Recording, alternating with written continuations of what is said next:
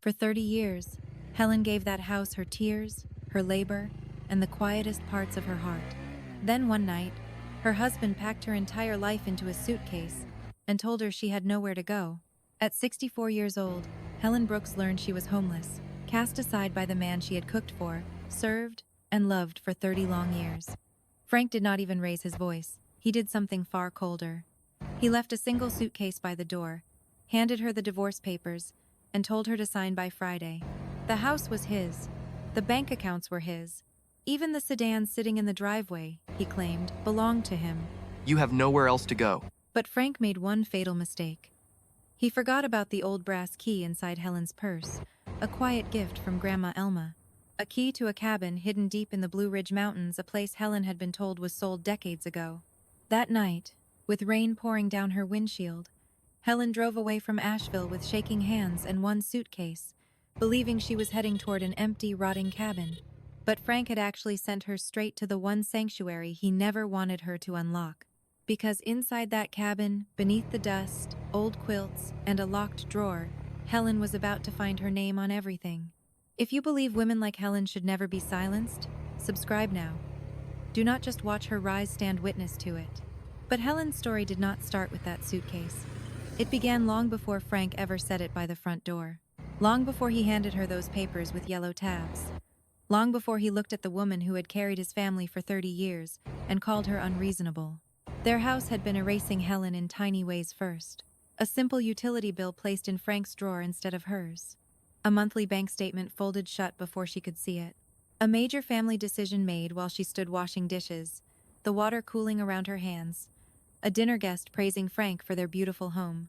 While Helen remained in the kitchen, wiping gravy off the stove. Nobody noticed those quiet, slow disappearances. Not at first, not even Helen herself.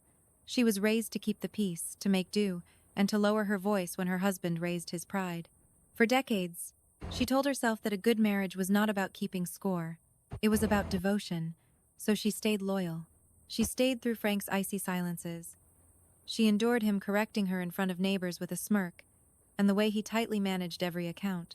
Every land title, every official document, always making her feel childish for asking simple questions. She stayed when his kids needed rides, home-cooked meals, clean laundry, and a steady hand in the middle of the night. She stayed when Frank's elderly father fell ill, and their home filled with the heavy scent of medicine, broth, and wool blankets.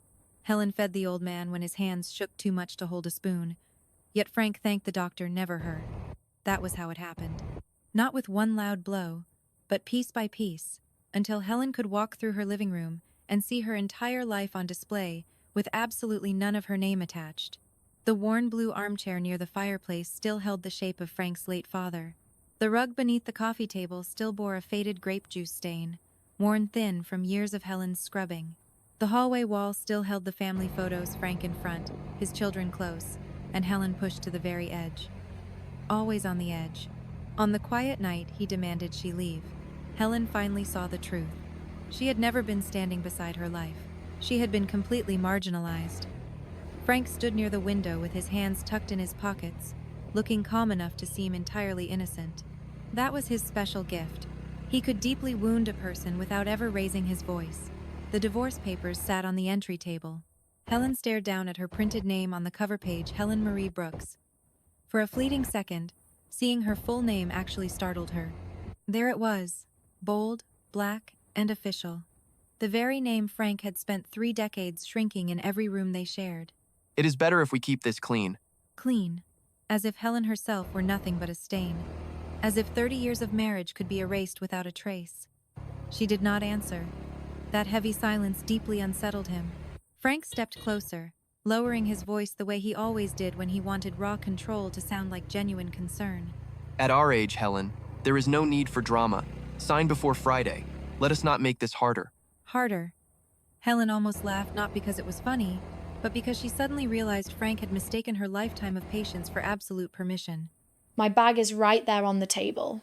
Inside lay her wallet, a handkerchief, 2 wrapped peppermints, and that old brass key she had carried for decades without a second thought. Grandma Alma's key. Helen had nearly forgotten its physical weight, but now she felt its presence from across the room. Frank opened the front door. Chilly mountain air rushed into the house. The overhead porch light flickered once. Helen quietly picked up her single suitcase. It felt far too light to hold 30 years. Frank watched her closely, waiting for tears, excuses, or begging some proof he still cast the larger shadow. But Helen only looked at him. Then she stepped out, the door shutting behind her. His voice followed her, claiming she had nowhere else to go. Helen stopped on the porch, hesitating for just a second.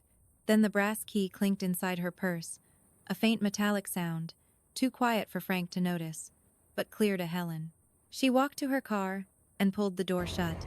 The house remained behind her, bright in every window, as if it had never needed her there. But as Helen backed out of the driveway toward the dark Blue Ridge Road, her initial shock seemed to fade into a quiet focus. Frank had kept the house with his name on the deed, but he had overlooked the key to her past. By morning, that forgotten piece of brass would unlock far more than just a cabin door. The winding road to Grandma Alma's cabin seemed narrower in the dark, or perhaps the heavy silence simply made Helen look smaller behind the wheel. Her headlights cut through the heavy rain outside Asheville. They swept over wet pavement, bare trees, and the low mountain mist. Helen kept both hands gripped tightly on the steering wheel, driving slowly and carefully. Each mile took her further from Frank's house, leading her toward a mountain property that her family insisted had been gone for years. The brass key now rested in the cup holder, where she had placed it at the very first stoplight. For years, it had remained a simple keepsake, just a dull old key on a faded ring. She kept it out of respect for her grandmother, the only person who had ever provided a true sense of safety. But tonight, under the dim glow of the dashboard, that key looked less like a keepsake and more like a guide. Grandma Alma had given her the key back in June of 1982, when Helen was only 22. They had sat together at the kitchen table in Black Mountain, sharing peach cobbler while the warm summer breeze drifted through the screen door.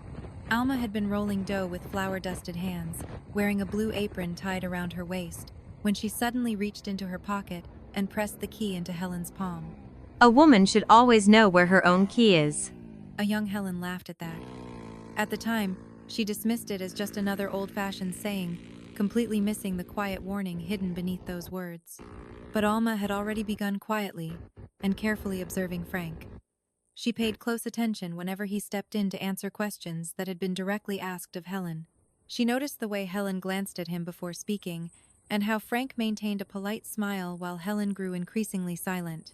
Once, after Sunday dinner, Alma touched Helen's wrist, leaning in to whisper so no one else could hear. Some men don't take everything at once, baby. They make you hand it over piece by piece. Helen had pulled her hand away back then, stung not by the physical touch, but by the painful truth of those words. Hoping Alma was wrong, Helen listened years later when the family claimed the cabin was sold, calling it too old, too expensive, and too much trouble. Frank had barely looked up when she mentioned it, casually dismissing the property as a worthless piece of land that was better off gone. But now she was driving directly toward it, with divorce papers resting on the passenger seat and Alma's brass key sitting right beside them. The mountain road climbed higher, as rain continuously tapped against the windshield, and the dense forest seemed to crowd the edges of the pavement. Then her headlights caught a rusted mailbox. No name, just a dented metal container sitting by a weed-covered split-rail fence. She eased her foot off the gas. The cabin road remained visible ahead. 2 muddy tire tracks disappeared into the thick trees. Helen paused at the entrance, her shallow breathing filling the quiet cabin of the car. If the cabin was gone, Frank was right. If the key failed, her family had told the truth. But if it worked, someone had been lying to her for decades. Helen steered down the dirt path, tires pressing through wet leaves and gravel. As she rounded the bend, the cabin finally came into view. A small porch, a dark roof, and a single front window reflecting her headlights. She parked and sat completely still. No porch light, no smoke from the chimney, no signs of life. Only the falling rain and the quiet ticking of the cooling engine. Helen climbed the wooden steps, the old boards groaning beneath her feet. Standing at the door, she carefully slid the brass key into the lock. The key fit perfectly. With a slight tremble in her hand, she turned it. The lock clicked open, but before she reached for the knob, she noticed fresh scratches near the keyhole. Someone had visited the property recently. The thin scratches scoring the brass plate were clearly brand new. They stood out in the glow of her headlights, thin, shiny marks freshly carved into the weathered brass. A key or some kind of tool had been forced inside, so recently that the exposed metal had not yet begun to tarnish. Helen stood frozen on the dark porch, clutching the door handle in one hand and her grandmother's key in the other as rain fell rhythmically on the roof. She hesitated for a brief moment, tempted to retreat to her car and find a quiet motel somewhere near Asheville. She wanted to call someone who could offer reassurance, but a quick mental search of her contacts brought no comfort. Frank had cast her aside, her relatives had lied about the cabin, and the only person she truly trusted had been gone for years. Steeling herself, she turned the knob. The door opened with a slow, tired creak. A rush of cold air escaped the cabin, like the small house finally breathing out. Helen stepped inside. First came the scent of dust, damp stone, and aged wood carrying the faint cedar smell of Grandma Elma's chest. Helen reached for the light switch. Nothing happened. The power was dead. Flicking on her phone's flashlight, she let the narrow beam cut through the darkness. The cabin seemed smaller than she remembered, yet it was remarkably intact. That was the very first mystery. A sheet draped the sofa, the kitchen table stood neatly against the wall, and a tin bucket caught a slow drip from the ceiling. Someone had placed it there recently, on purpose. Helen stepped carefully across the weathered floorboards. The wood groaned under her weight but held. She swept her light over the fireplace, revealing cold ashes inside. Old ashes, but not old enough to be Alma's. Helen froze, her breath catching. Someone had been there, perhaps not tonight, or even this week, but recently enough to maintain the place and to leave fresh scratches on the lock. Suddenly, her phone buzzed. Frank. His name illuminated the dark screen. I am not answering that. She declined the call and moved deeper into the cabin. Her flashlight swept across a narrow bookshelf near the far wall. Old paperbacks, a wooden clock stopped at 4:12, and a ceramic rooster dusty but unbroken. Helen paused at each one. Every item felt like proof that someone had been caring for this space. Caring, not abandoning. In the kitchen, she found a newer dish towel folded on the counter, white with a blue border, the kind sold at the hardware store in town. It did not match anything else in the cabin. Whoever had been inside the cabin had left something behind. Against the far kitchen wall sat an old chest, her grandmother's cedar chest, the one with the brass hinges and the small painted flower on the lid. Helen ran her fingers across the top. The wood was smooth in some places and rough in others, worn by years of hands pressing down to lift the lid. She tried the latch. It was locked. Of course it is locked. She pulled the brass key from her pocket. A long shot, she told herself. But the key slid in smoothly, and the latch released with a soft click. Inside, beneath a folded quilt and a stack of old envelopes, lay a sealed manila envelope with her name written across the front in Grandma Alma's handwriting. Helen Brooks. She wrote my name. She actually wrote my name on it. Helen sat down on the cold kitchen floor without realizing she had moved. Her hands were trembling not from the chill, but from something far older and deeper breaking open inside her chest. She carefully unsealed the envelope. Inside were 3 documents, each on thick cream-colored paper. The first was a deed. Her name appeared at the top as sole beneficiary Helen Marie Brooks. The second was a letter, handwritten by Alma, dated the spring of 2003, the year before she passed. The third was a copy of a trust agreement.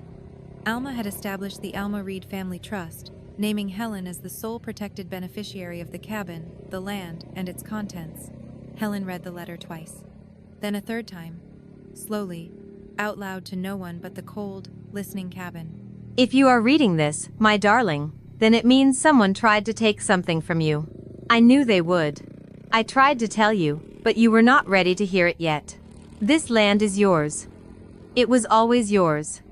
I made certain of it quietly, the way a woman must when the men around her are not trustworthy.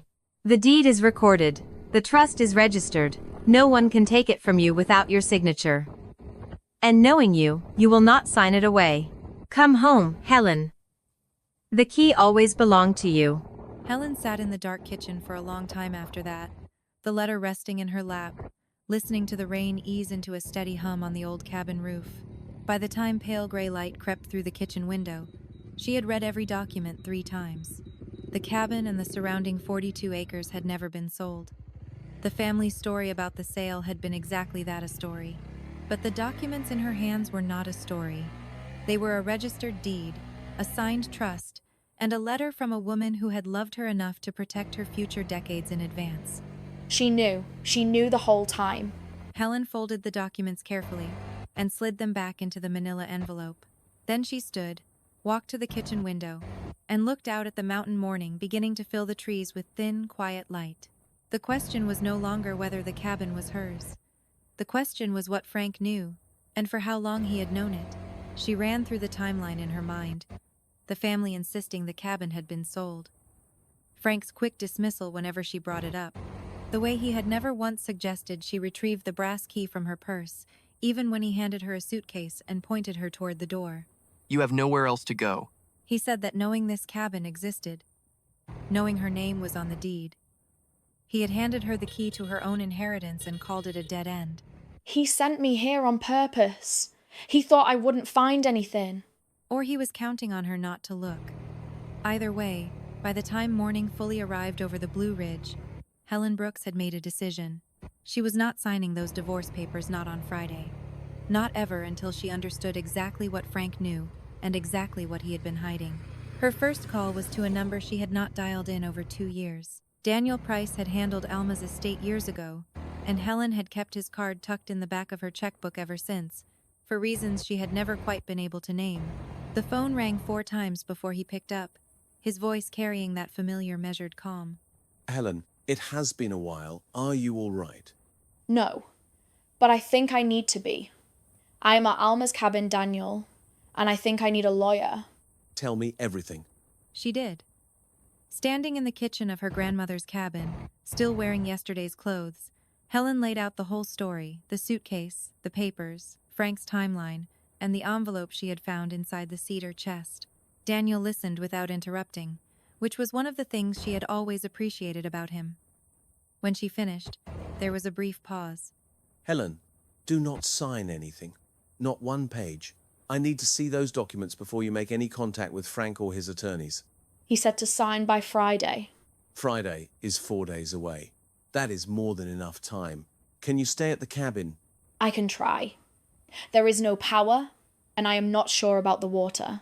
Get what you need from town and stay put. I will drive up tomorrow morning. Do not speak to Frank. Do not answer his calls. And Helen, do not let anyone into that cabin. She agreed. After she ended the call, the cabin felt different, less like a shelter and more like a stronghold. Helen spent the rest of that morning taking inventory. The cabin was cold but solid. The roof held, the fireplace worked, and a small stack of split wood waited beside the hearth. She found candles in the kitchen drawer, matches beside the stove, and 2 wool blankets folded in the cedar chest beneath Alma's quilt. By afternoon, she had driven into the nearest town, a small mountain community called Laurel Gap, and returned with groceries, bottled water, and a battery-powered lantern. Frank called twice while she was in town.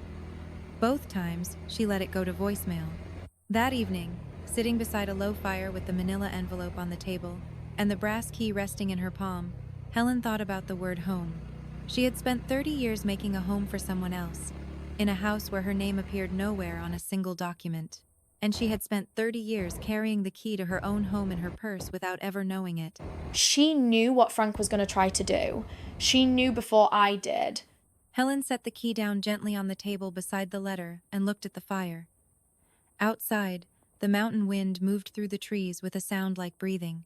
The next morning, Daniel arrived just after 9, driving a dark green sedan up the narrow dirt road with a briefcase on the passenger seat and 2 cups of coffee from the gas station in Laurel Gap. You look like you slept in your clothes. I did sleep in my clothes. There is no central heat. He handed her one of the coffees and followed her inside without complaint. At the kitchen table, he reviewed each document carefully, reading without expression, turning pages with the quiet focus she remembered from Alma's estate proceedings. After a long silence, he set the papers down and folded his hands. This trust is valid. Alma filed it with the county in 2003. The deed reflects the trust beneficiary correctly. Your name is legally attached to this property, Helen. Frank told me the cabin had been sold. The whole family backed him up. The cabin was never sold. There is no record of a transfer. Whatever they told you, It was not true. Helen wrapped her hands around the coffee cup, letting the warmth settle into her fingers. He knew. He had to have known. Why else would he have pushed me out the door that night with nothing but a suitcase and an old key? Because he did not think you would come here, or he did not think the key would work, or he did not think you would find those documents before you signed. He was wrong on all three. Yes, he was. Daniel pulled a legal pad from his briefcase and uncapped a pen. Here is what I want to do. First, I am going to contact the county recorder's office and confirm that the trust and deed are still on file and unaltered. Second, I want to know whether Frank or anyone connected to him has made any recent inquiries about this property. Third, and this is important, I want you to think carefully about whether Frank ever asked you to sign anything related to this cabin. Any document at all, even something that seemed unrelated. Once. About 4 years ago. He had a stack of papers from a financial advisor. He said it was a standard portfolio reorganization. I signed without reading. Do you remember the advisor's name? Hartwell. Something Hartwell. It was a local firm. I will look into it. For now, do not move anything in this cabin. Do not photograph the documents and send them to anyone. And definitely do not tell Frank where you are. She nodded. Daniel stood, tucked the legal pad under his arm, and walked to the window, looking out at the mountain slope beyond the tree line. Helen, I want to ask you something, and I want you to be honest with me. All right. Did you ever suspect that Frank was managing your financial life in ways that were not in your interest? She thought about the bank statements folded shut, the utility bills she never saw, the advisor she had never met before the day she signed those papers. I notice things. I just never let myself believe what they meant. That is more common than you know. And it is going to matter in court, because if what I think happened here is accurate, Frank was not just controlling. He was positioning himself. Positioning himself for what? To get your signature on documents that would sever your connection to this property before you ever realized you had one. The fire crackled softly in the silence that followed. Outside, a bird called twice from somewhere deep in the pines. Helen stared at the key on the table. He really thought I would just sign and disappear. Most people do, when they believe they have nothing left. He miscalculated. Daniel left just before noon, promising to call as soon as he had information from the county. Helen watched his sedan disappear down the dirt road, then stood on the porch for a long moment, breathing the cool pine-scented air. She thought about Frank in their house in Asheville right now, probably assuming she was in a motel somewhere, counting her options, running out of time. He would be checking his watch, waiting for Friday. He had no idea she was standing in the middle of a legal claim that predated their entire marriage. He handed me everything he was afraid of, and called it nothing. She went back inside and began to clean, not frantically, but steadily the way she had always worked. She wiped down the kitchen counter, swept the floor, and replaced the candles with fresh ones from the bag she had brought from town. She found a broom behind the pantry door, a mop in the closet, and a box of old cleaning supplies under the kitchen sink that still had some use left in them. By late afternoon, the cabin smelled of pine cleaner and wood smoke, and Helen had found something she had not expected: a second locked drawer in the bedroom. This one was fitted into the base of the old pine dresser, with a small brass lock that matched the cedar chest's hardware exactly. Helen stood looking at it for a moment, then walked to the kitchen and came back with the brass key. It fit. The drawer slid open on stiff wooden runners, revealing a shallow tray inside. Resting in the tray was a single folded piece of paper and a small cloth bag tied with a cord. She unfolded the paper first. It was a handwritten note, shorter than the letter in the envelope, and written in a different ink, darker, sharper, as if Alma had pressed harder when she wrote it. If you found this drawer, you are already braver than you think. The bag is for you. Keep it close. Some things carry weight even when they are small. Inside the cloth bag was a ring, a plain gold band, thin and worn smooth, with a small inscription on the inside that Helen had to tilt toward the lantern light to read. It read, "She endures. She prevails." Helen closed her fingers around the ring and sat down on the edge of the bed. She did not put it on. She simply held it, the way you hold something that was carried a long way before it finally reached you. That evening, Frank's attorney called Helen's cell phone directly.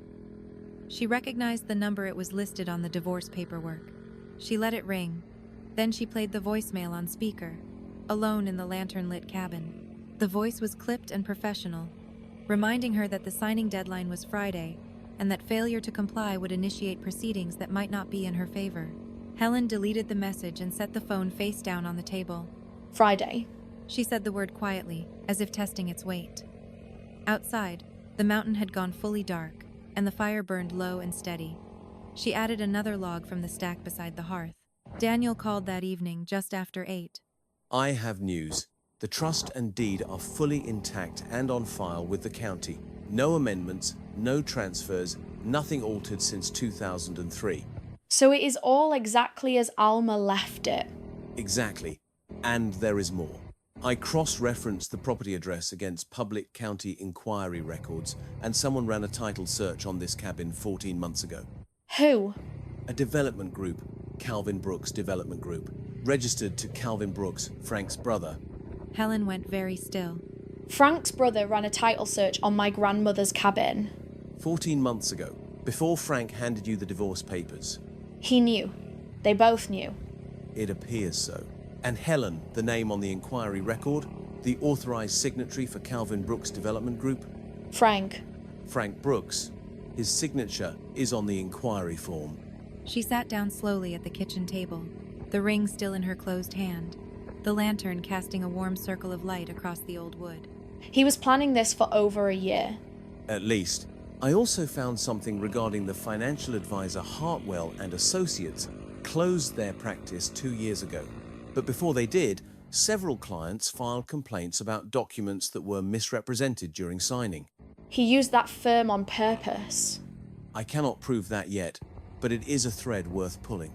Helen, I want you to let me file a motion first thing Monday morning, a protective order that keeps Frank or any representative of Calvin Brooks Development Group off this property. Do it. There is one more thing. I need you to think about whether there is anyone else who knew about this cabin. A neighbor, a relative, a friend of Alma's, someone who may have been keeping an eye on it. Helen thought about the fresh scratches on the lock, the clean dish towel in the kitchen, the bucket under the drip. Someone has been maintaining it. Not often, but intentionally. Someone who wanted it to stay intact. That person may be the most important witness you have right now. After the call, Helen sat for a long time staring at nothing in particular. Outside, the mountain wind had settled, and the pines stood quiet in the dark. She thought back over every conversation she could remember about Alma's cabin, every dismissal, every redirection, every time someone in her family had called it too much trouble or too far gone. And she thought about one name that had never fit neatly into any of those conversations. A woman named Grace, Alma's closest neighbor in the years before she passed. A quiet woman who had sent a handwritten card to Helen after the funeral, the only card she had received from that side of the family. Helen had written the return address in her personal address book. Not for any particular reason. Just because the handwriting was careful, and it seemed like the kind of gesture that deserved to be remembered. The address book was in her suitcase. She found it near the bottom, beneath a folded cardigan, and flipped through the pages by lantern light until she found it. Grace Miller, a rural route number, and a town called Bandana, a few miles up the mountain from here. Helen stared at the name for a long moment. Then she picked up her phone. It rang 3 times. A woman's voice answered unhurried, a little guarded, but warm underneath. Helen introduced herself. There was a pause, and then a soft sound that might have been relief. Grace said she had been wondering how long it would take. You knew about the cabin? Grace had known for a long time. She had been the one maintaining it, not often, but enough to keep it from falling into disrepair. Alma had asked her to. She had also left Grace a copy of a handwritten note, not the letter in the manila envelope, but a shorter one. A note that said simply, "If Helen ever comes, let the cabin speak for itself. Do not say a word until she asks." She asked you to wait for me. Grace said yes. She had waited 7 years. They arranged to meet the next morning.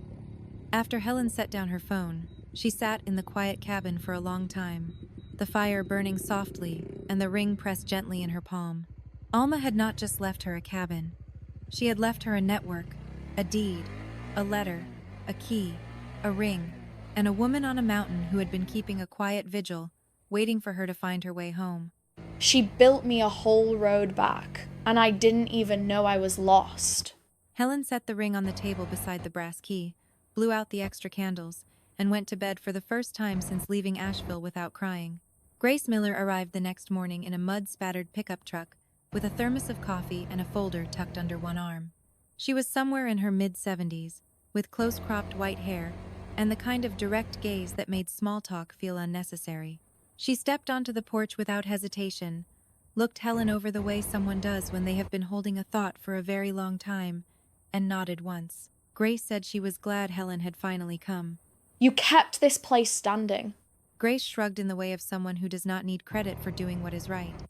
She said Alma had asked, and that had been enough. At the kitchen table, Grace opened the folder. Inside were photographs, 12 of them, printed on plain paper showing the cabin at various points over the years. The images showed the porch after a winter storm, the roof after a branch had come down, the fireplace after she had swept it, and the kitchen after she had repaired a burst pipe beneath the sink. Each photograph was dated in the lower corner. The most recent was from 11 months ago, and there was one more photograph, separate from the rest, that Grace placed on the table last. It was taken from the tree line, at a distance, and showed a car parked at the top of the cabin road. A silver sedan, Maryland plates, beside a man in a jacket standing near the front door with something in his hand. Grace said she had not recognized the man, but she had written down the license plate in her field notebook. That is Frank's car. She said it quietly, without surprise, the way you name something you already knew was there. Grace slid the notebook across the table. The plate number was written in pencil, neat and exact. Beneath it, Grace had written the date, 13 months ago. 1 month before the development group had run the title search. He came here himself, before he sent anyone else. Grace said she had watched from the edge of the tree line. The man had tried the lock with several objects before giving up and walking back to his car. He had not been able to get inside. He had not had the key. He did not know the key still existed. He thought it was gone with Grandma Alma. Helen picked up the brass key from where it lay on the table, then set it back down again. He brought the divorce papers to get my signature, and I had the one thing he needed in my purse the whole time. Grace watched her without speaking. Helen looked at the photograph on the table, at the silver car, the man at the door, the locked cabin that had refused to open for him. He handed me the key because he thought I would throw it away. She looked up at Grace. He thought I would just leave and let it all go. Grace said something then that Helen would carry for a long time afterward. She said Alma used to tell her that the most dangerous thing a person can do to a woman is convince her she has nothing, because a woman who believes she has nothing will give up everything trying to prove she is still worth something. Helen nodded slowly. He almost succeeded. Grace said. Almost. That afternoon, Helen photographed each document with her phone under Daniel's guidance, and Grace signed a written statement describing what she had witnessed, including the date, the vehicle, and the license plate. Daniel's voice was steady on the phone, but Helen could hear the focus underneath it. This is significant, Helen. This shows premeditation. He scouted the property before he initiated the divorce. He knew about the trust before he handed you those papers. He walked up to her cabin and tried to break in. He tried to break into your cabin, and he failed because he did not have the key he believed was lost. Helen listened as Daniel outlined the next steps. A formal response to the divorce filing, a motion to compel full financial disclosure, a request for investigation into the documents signed with Hartwell and Associates, a record of the development group's inquiry, and Frank's signature on the authorization form, and Grace Miller's signed statement to be filed with the county clerk. He thought 30 years meant nothing. He miscalculated the value of what he was trying to take. After the call, Grace stayed for another hour, helping Helen pull a stuck window shut and showing her where the water shutoff valve was located beneath the kitchen floor. As she stood at the door to leave, she turned back once and said Alma would have been proud. Helen thanked her. Then she stood on the porch and watched the pickup disappear down the dirt road, feeling something she had not felt in a long time. Not safe yet, but not alone. The days that followed were quiet but purposeful. Daniel filed the protective order on Monday. By Tuesday, a county deputy had officially posted it at the cabin's entry. Frank's attorney called Helen's phone twice and left formal messages. Helen forwarded both to Daniel without listening to them fully. Frank himself called once, on Wednesday evening. Helen let it ring. She used the time instead to go through the cedar chest carefully, reading each of the old envelopes inside. Most were letters between Alma and relatives, long-gone ordinary things, birthday notes, news from neighbors, holiday greetings, but mixed in were several documents Helen had not expected. Tax receipts for the cabin property, going back decades. A paid insurance certificate, a copy of the original deed from when Alma's husband had first purchased the land, and at the very bottom, sealed in a wax-edged envelope, was a letter addressed not to Helen, but to Frank Brooks. Helen held it for a long moment. It was sealed, but the envelope was soft and slightly worn, as if it had been handled more than once. Alma had written a letter to Frank. She warned him. Helen did not open it.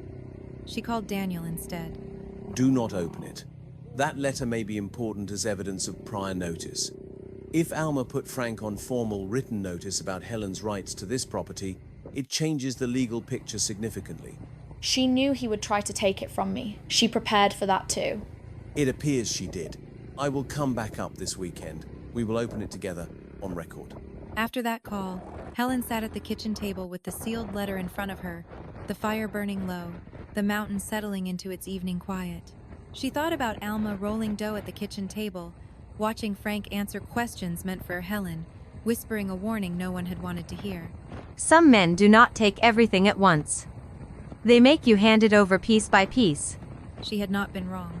She had simply been heard too late by everyone except the cedar chest, the brass key, the county recorder's office, and Grace Miller standing quietly at the tree line with a notebook and a camera. Helen picked up the ring from beside the key and looked at the inscription again. She endures. She prevails. She knew exactly what she was doing when she left this for me. Helen slid the ring onto her finger. It fit as if it had been sized for her hand. She sat quietly for a moment, then got up to add another log to the fire. The sealed letter remained on the table, waiting. Outside, the pines held their quiet, and the mountain kept its long and faithful watch. Daniel returned on Saturday morning with a notary and a small recorder. Grace came as well, at Helen's request, as a witness. The four of them sat at the kitchen table. Daniel placed his briefcase on the chair beside him and nodded to Helen. Ready when you are. Helen picked up the envelope. She turned it over once, looking at Alma's handwriting on the front, Frank Brooks, in the same careful ink as the rest of the letters. She broke the seal. Inside was a single page, neatly folded. She unfolded it and passed it to Daniel, who read it aloud for the record. The letter was dated the fall of 2002, a full year before Alma had formalized the trust. It was addressed directly to Frank Brooks. Frank, I am writing this because I believe you already know what I am going to say, and I want it on paper so there is no confusion later. I have watched you manage Helen's life the way a man manages a ledger efficiently, quietly, and always in your favor. She does not see it yet. But I see it.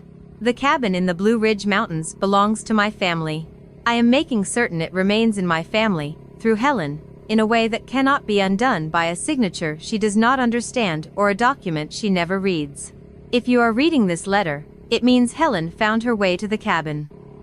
It means she is already figuring out what you did not want her to know, and it means I was right about you.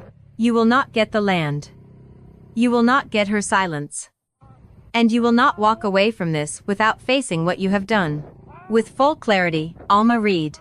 The room was very quiet after Daniel finished reading. The notary noted the date and document number. The recorder kept running. Then Grace said softly that Alma had told her she wrote 2 letters, one for Helen, one for Frank. She said she had never known what was in the one for Frank until now. Daniel carefully refolded the letter, placed it in an evidence sleeve, and labeled it with the date. This is prior to the notice. Dated 2002. It establishes that Frank was warned in writing that Helen's inheritance was being legally protected. If he proceeded anyway, he did so with full awareness. He received this letter somehow, or he knew about it and hoped it would never surface. Either way, it surfaces now, and it will be filed with everything else. After the notary left, Grace stayed a while longer, and the 3 of them sat with coffee near the low fire. The conversation moved slowly, the way it does after something significant has been set in place. Helen looked at the ring on her finger, then out the kitchen window at the mountain ridge. How long do you think this will take, Daniel? Legal processes move at their own pace. But Helen, what you have here, the trust, the deed, the development inquiry with Frank's signature, Grace's statement, and now this letter, is not a weak case. It is a documented pattern. A pattern he built over years. And one you are now building a counter-record to, piece by piece. Helen nodded. Outside, a pair of birds crossed the window, moving fast through the pine tops and then gone. He spent 30 years taking me apart quietly. I think it is only fair to put myself back together the same way. That is exactly what we're doing. The following week brought a formal response from Frank's attorney, delivered by email to Daniel.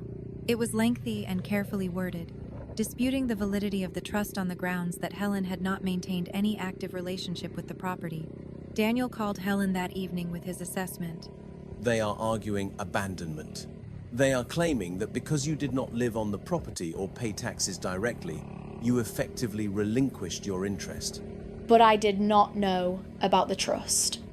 Frank made sure of that. Exactly, and we can demonstrate that. The question is whether the court will treat deliberate concealment as a legal barrier to their abandonment argument, and based on the evidence we have, I believe it will. What do we need? We need to show that you were actively kept from knowing about this property. The letter Alma sent Frank establishes that he knew. Grace's testimony establishes that the property was maintained in good faith. And the development inquiry establishes intent. What about the papers I signed with Hartwell? Still working on that. The firm is closed, but former clients may be willing to speak. And there may be records through the state licensing board. Helen thanked him and set the phone down. She walked to the porch and stood in the late afternoon light, looking out at the mountain. The trees were beginning to shift. She could see it in the way the light filtered through a slight bronze at the edges of the leaves. Still green, but no longer fully so. She thought about 30 years of signing things without reading them, of trusting because it felt like the right thing to do, of lowering her voice so his would sound more authoritative by contrast. He did not take my voice. I gave it to him on loan and he never gave it back. She went back inside and sat at Alma's desk, not to review documents, but simply to sit in the chair her grandmother had sat in, at the desk she had written letters from, in the cabin she had kept sealed and protected for exactly this moment.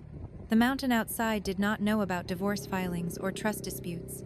It kept its own steady rhythm wind through the pines, a hawk circling slow over the ridge, the creek below running cold and clear. Helen listened to it for a long time before she picked up her pen. She was going to write Alma a letter in return, not to send anywhere, just to say what she had never gotten the chance to say before. I hear you now. I'm sorry it took me this long. She wrote for an hour.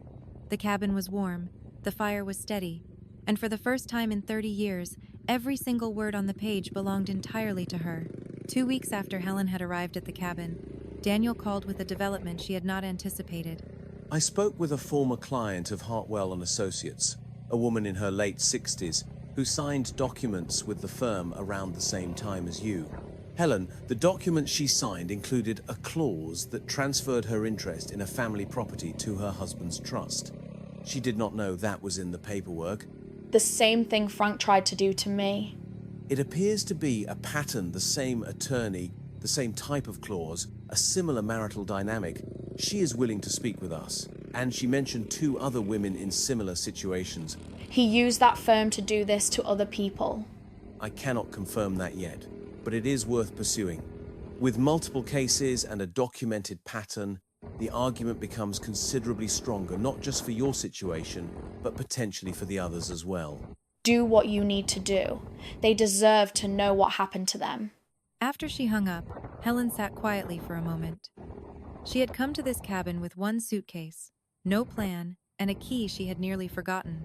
Now there were 3 other women possibly connected to the same scheme. She had not gone looking for them. They had simply appeared in the shape of the truth being uncovered.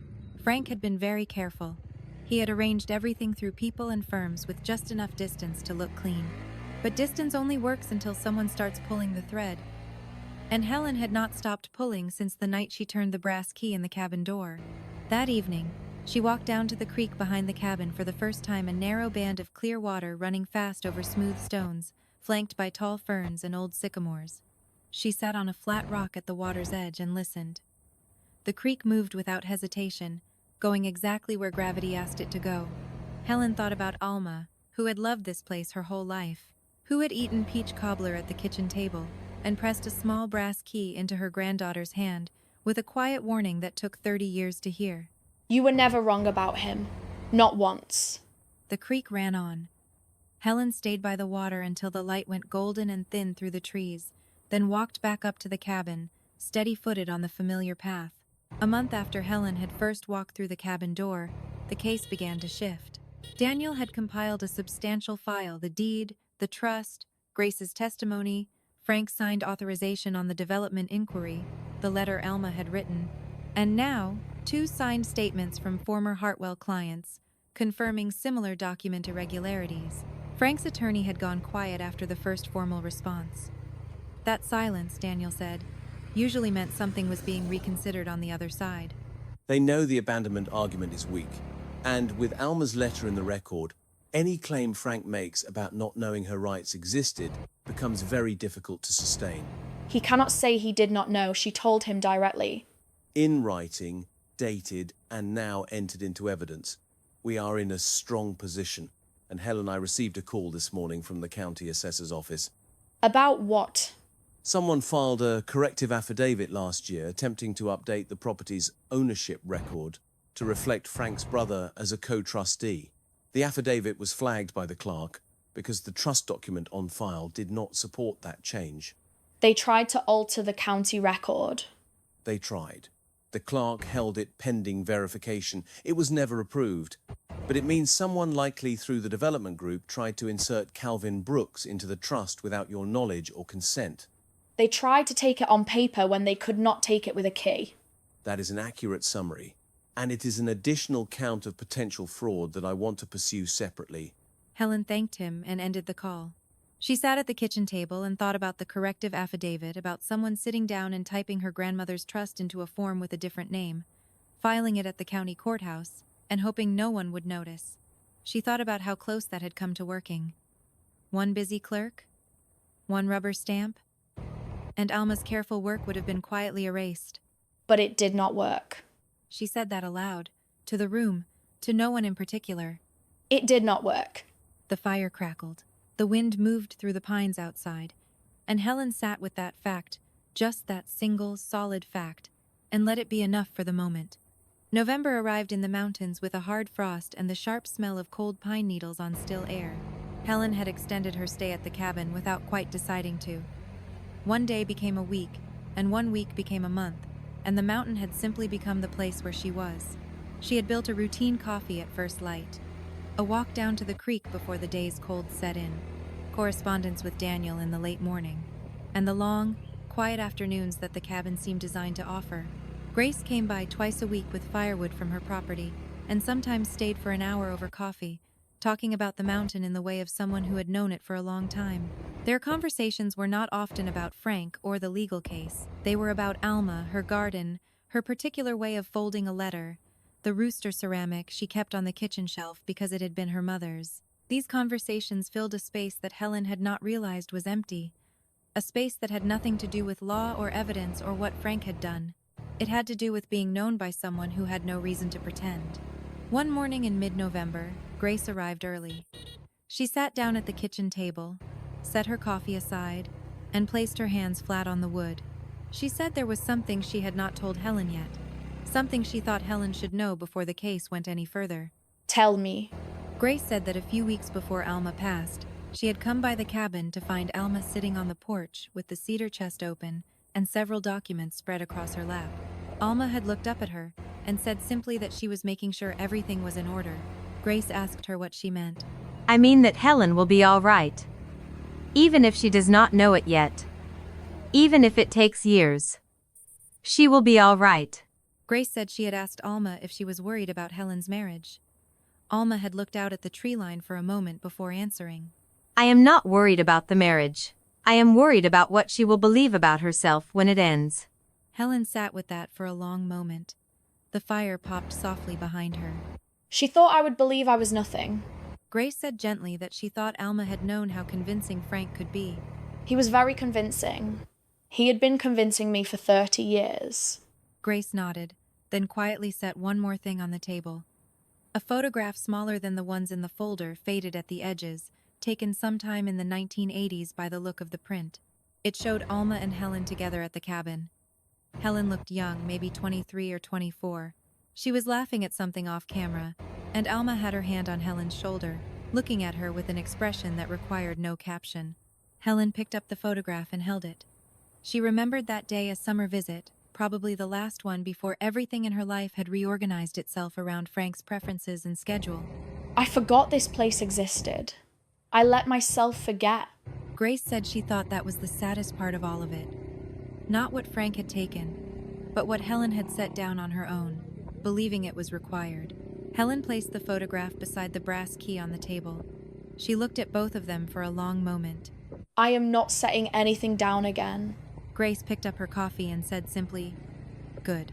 By December, the legal proceedings had moved into a new phase. Frank's attorney had made one more attempt to argue abandonment, but Daniel had submitted a motion with the full evidence package, and the judge had declined to dismiss the trust claim. The cabin stood. The deed stood.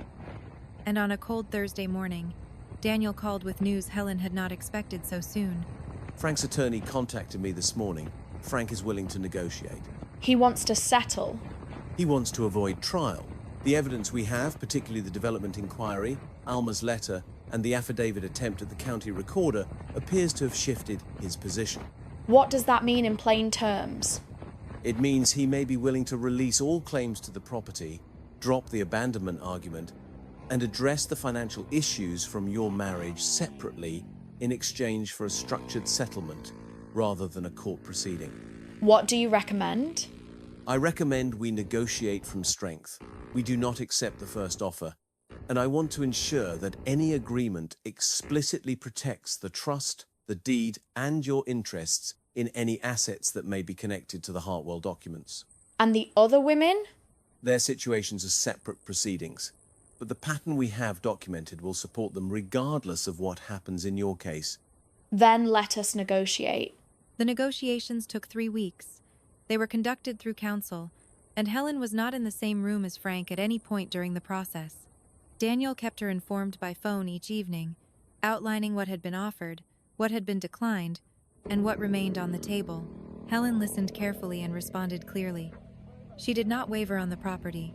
She did not accept language that left any portion of the trust ambiguous, and she insisted on one condition Frank's attorney had not anticipated. I want it in writing that he cannot contest the trust, ever. Not him, not Calvin, not anyone connected to the development group. That is a permanent waiver of claims. They may resist that. Then we go to trial. They did not go to trial. Frank's attorney called Daniel 2 days later with an amended proposal that included the permanent waiver. On a Tuesday morning in mid-December, Helen signed the settlement agreement at Daniel's office in Asheville, a document that secured the cabin, the land, and all trust assets in her name, permanently and without contest. She did not feel triumphant sitting across from Daniel's desk. She felt something quieter than that, something more like ground beneath her feet after a long time of not quite standing on anything solid. It is done. It is done. The trust stands, the property is yours, and Frank has waived all claims in writing him, his brother, and the development group. Helen looked down at the document at her name, printed clearly at the top. Helen Marie Brooks. She signed it without hesitation. After the meeting, she sat in her car in the parking garage for a few minutes, not going anywhere in particular. Just sitting.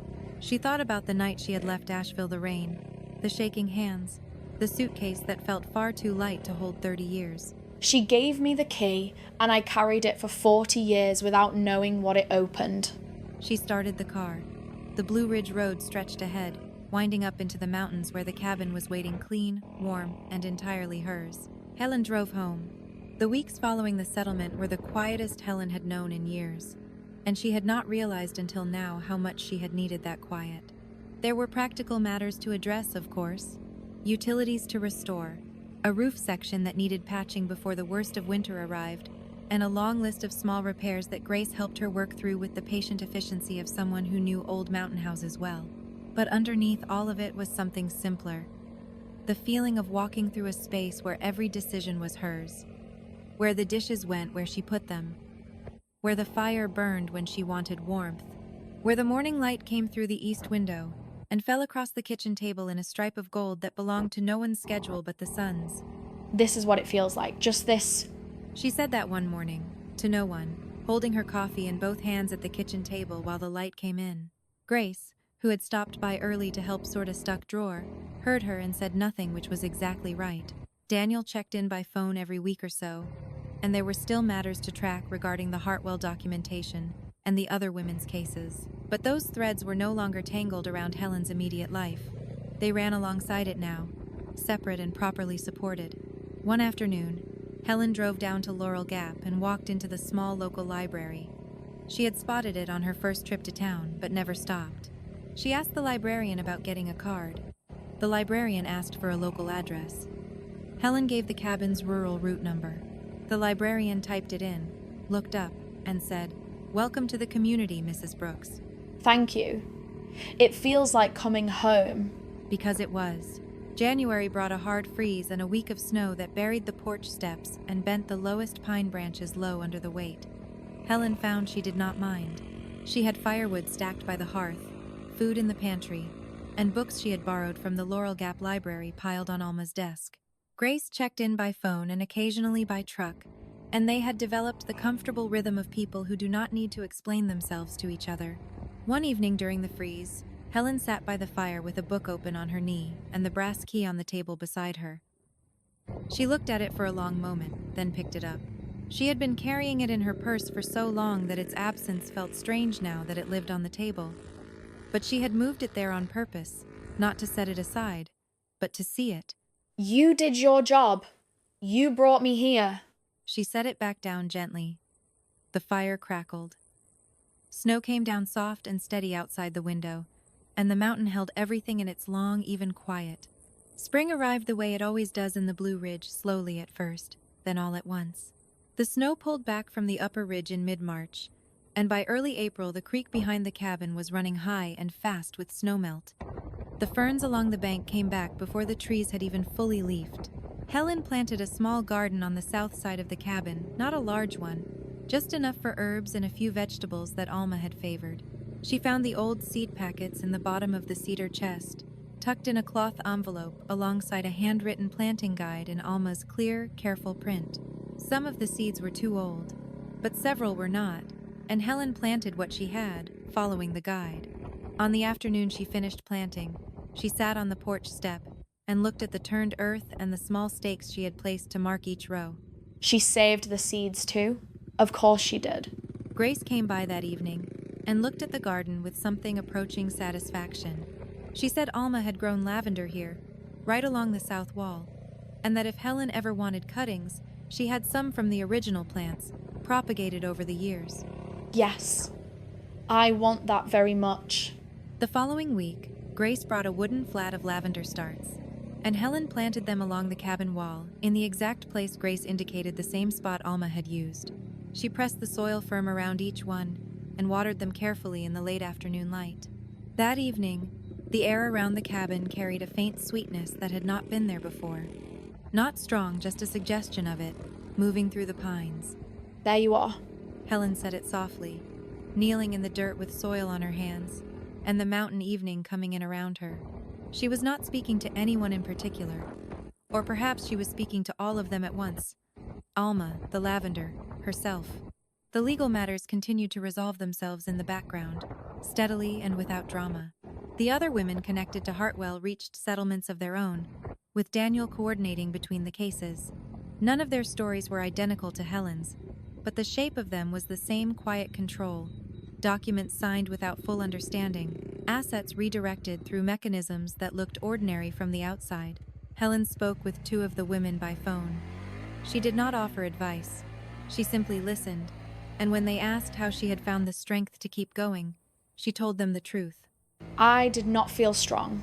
I just had a key in my purse that I had been carrying for 40 years, and one night I needed a door to open. The county recorder confirmed that the corrective affidavit had been formally rejected and removed from the file. Calvin Brooks Development Group filed no further challenges. Frank did not contact Helen after the settlement was signed. She did not contact him. There was nothing left to say that the documents had not already said more clearly. By early summer, the lavender had taken root. By midsummer, it was blooming long purple stalks rising against the cabin wall in the warm afternoon light. Helen cut a small bundle and set it on the kitchen table in a jar of water. The scent filled the room the way good things do, quietly and without asking permission. Grandma would have liked this. She said it aloud to the room and meant it not as grief but as connection. One afternoon in late summer, Daniel came up to the cabin for a visit that was not about legal matters at all. He brought lunch from a deli in Asheville and set it out on the kitchen table, and they ate without any paperwork between them for the first time. You seem settled. I am settled, more than I have been in a very long time. Good, you deserve that. Helen looked out the kitchen window at the lavender along the cabin wall, moving slightly in the afternoon breeze. Daniel, when I left Asheville that night, I had nothing. I thought I had nothing, and now I have more than I can say. You had the key. You just did not know yet what it opened. Helen smiled a quiet, unhurried smile. Alma knew. Alma definitely knew. They sat with that for a moment, the mountain afternoon bright and easy around them.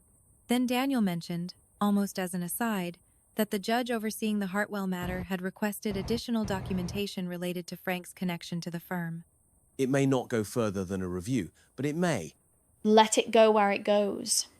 That is exactly the right answer. After Daniel left, Helen walked out to the south side of the cabin and stood among the lavender plants, looking out at the slope of the mountain falling away below her. The view from this particular spot was something she had been noticing more and more, the way the land opened up at a certain angle, revealing a long corridor of green valley between two ridges, all the way to a distant blue haze of peaks. She had been here 7 months, and she had not known this view existed until last week. There was still so much of the place she had not yet walked through. I have time. She said it with something that felt almost like disbelief at its own truth. She had time. She had the mountain. She had the cabin and the key and the lavender and the creek, and Grace arriving twice a week with firewood or cuttings, or simply the good company of someone who had chosen to be there. Helen walked back inside and set the kettle on. The afternoon sun came through the west window at a low angle and made the whole kitchen gold. She stood in it for a moment, just standing, letting the warmth land on her face and her hands and the old pine floors and everything she now owned outright. The legal mediation took place on a Tuesday morning in late September in a conference room on the 4th floor of a building on State Street in Asheville. Helen wore a dark blue jacket she had bought in Laurel Gap and Alma's ring on her right hand. She arrived early and sat across from the table from Frank for the first time since the night he had opened the door and handed her that suitcase. Frank looked older, not dramatically so, but in the particular way of someone who has been managing a difficult set of thoughts for a long time. He did not look at Helen directly when she came in. He looked at the table, then at his attorney, then at the window. Helen looked at him steadily. She was not angry. She was done being angry. Anger had been part of the early weeks at the cabin, burning low and useful like kindling. It had done its job and gone out. What she felt now was something colder and more durable. Clarity. Daniel sat beside her. Across the table, Frank's attorney arranged his documents with the brisk efficiency of someone who wanted this concluded quickly. The mediator introduced herself and outlined the proceedings. Helen listened carefully, hands folded on the table, Alma's ring catching the fluorescent light. The session lasted 4 hours. Frank spoke very little. When he did, it was in the controlled, measured tone Helen recognized from 30 years of dinner conversations and household disputes, the tone of a man who had learned to sound reasonable while being anything but. At one point, when Daniel presented the timeline of the development inquiry and Frank signed authorization, Frank's attorney leaned in and spoke quietly to his client. Frank glanced up, and for just a moment, his gaze met Helen's. She did not look away. He did. At the end of the session, the mediator outlined the areas of agreement that had been reached and the items that would require a follow-up meeting. Among the agreements reached, the trust would be honored in full. Helen's name would stand on all associated property records, and Frank acknowledged in writing, for the record, that he had been aware of the trust's existence prior to filing for divorce. That last item had been Helen's condition. Non-negotiable. She had told Daniel that clearly. I want him to say it on paper, that he knew. He will resist that. Then we keep sitting at the table until he agrees. He had agreed. On the way out of the building, Daniel walked beside her through the lobby and held the door. Outside, the September air was cool and still smelled faintly of autumn-dried leaves, a hint of wood smoke from somewhere nearby. You did well in there. I just told the truth. That is exactly what doing well looks like. Helen walked to her car. As she started the engine, she looked in the rearview mirror at the building behind her. Frank was still inside. She did not wait to see him leave. She drove toward the mountains. Back at the cabin, the fire was laid but not yet lit. Helen lit it and stood at the kitchen window while the flames took hold, looking out at the darkening ridge. She thought about the mediation, the 4 hours, the careful language, the moment Frank had looked at her and looked away. He spent 30 years looking through me. It only took one moment of looking back to end it. She moved to Alma's desk and sat down. She had been writing more lately, not letters, but something in between a letter and a record, a way of setting things down in her own words, in her own order. She opened the notebook and wrote the date. Then she wrote, "Today I sat across from the man who told me I had nowhere else to go, and I watched him sign a document admitting he was wrong." That is enough. That is more than enough. She closed the notebook, set down the pen, and listened to the fire. The final legal meeting took place in Daniel's office on a gray October morning, with rain coming down steadily outside and the smell of coffee drifting in from the reception area. It was a short meeting: paperwork, signatures, final file review. Daniel slid a folder across his desk. This is the complete certified record, the deed, the trust, the mediation agreement, and all supporting documentation. Your copy to keep. Helen opened the folder and looked at the first page. Her name at the top, in clear print. The property address below it. The trust name. The date. Everything in order. Everything hers. There is also a note at the back. The judge overseeing the Hartwell case issued a formal finding last week. Frank's connection to the firm and the pattern of documents his client signed has been referred to the state attorney's office for review. So it goes further. It may. That is out of our hands now. But the referral is on record. Good. Daniel closed his own folder and leaned back slightly. Helen, I have been doing this work for a long time. This case, the way it came together, the documentation Alma left, graces years of quiet record keeping. I have not seen anything quite like it. Alma built it like a fortress. Quietly. Over years, from the inside out. That is exactly what she did. And you walked in with the only key. Helen looked down at the folder in her hands. Then she looked up at Daniel. Thank you for not asking me to settle for less. That was never something I was going to do. She stood, shook his hand, and walked out of the office.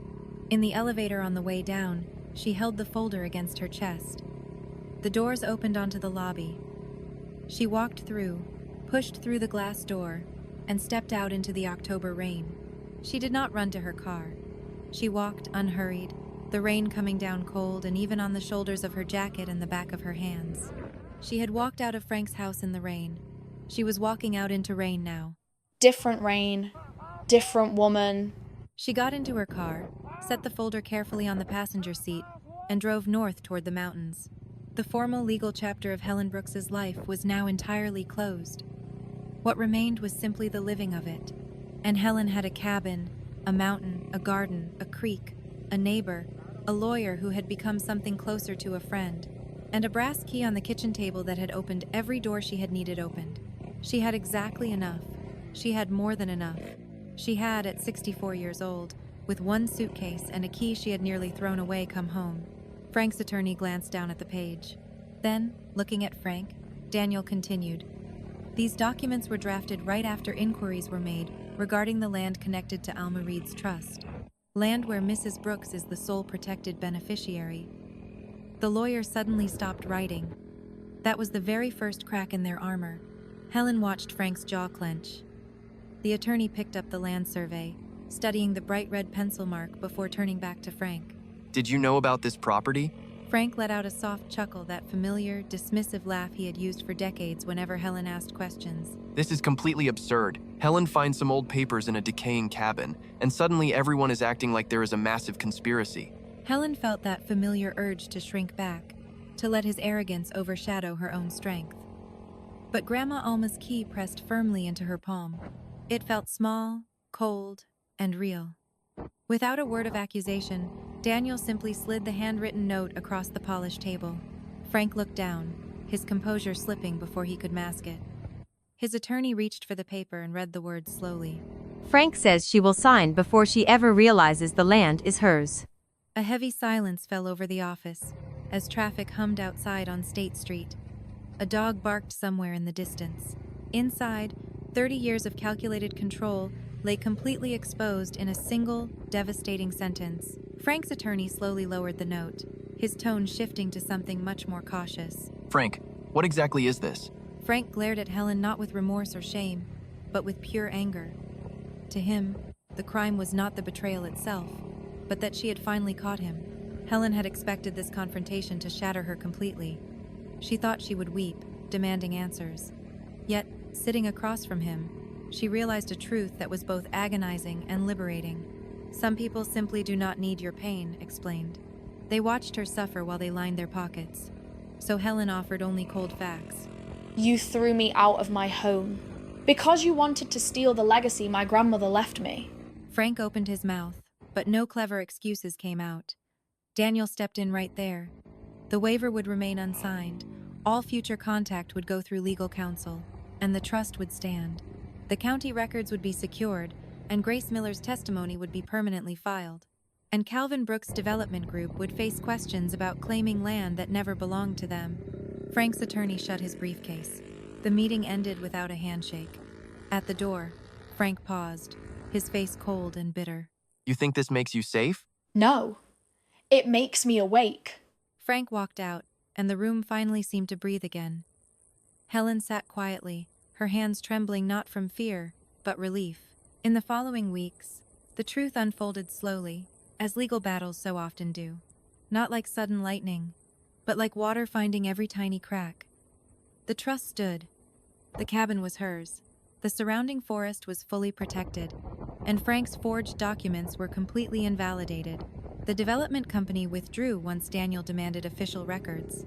The neighbors who doubted Helen quickly went silent. Some never apologized, which stung, but it no longer controlled her. Lisa called late one evening, her voice tentative and soft. Helen believed her, but belief could not erase the scar. You chose the convenient story. Next time, seek the truth. Silence hung heavy on the line before Lisa broke down. Helen did not offer easy comfort. Some lessons require space.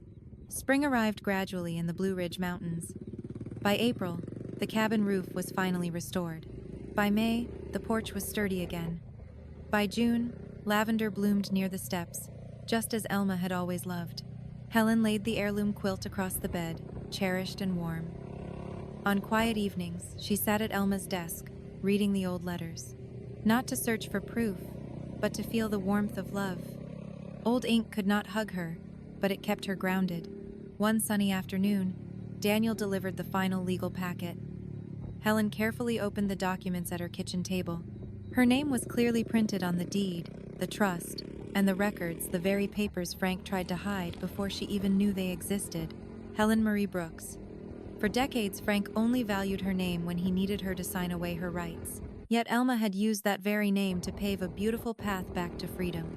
Helen stepped onto the porch as twilight blanketed the mountains. Below, the creek whispered, and the trees swayed gently in the wind. The long road that had once brought her here in pieces now felt like the path that welcomed her home. In the beginning, Helen stood holding a single suitcase, with Frank claiming she had absolutely nowhere else to turn. Now she stood tall with Alma's brass key in her hand, holding the one thing Frank desperately wanted to deny her: absolute proof. Proof that she mattered all along.